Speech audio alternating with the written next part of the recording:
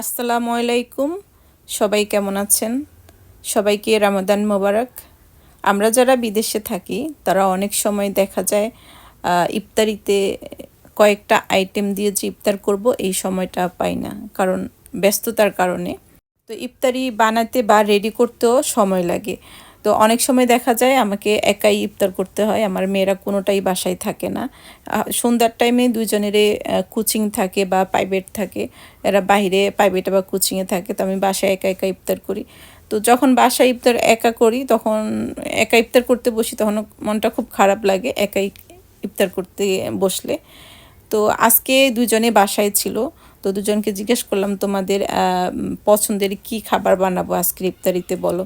আজকে কয়েকটা আইটেম করব ইফতারিতে।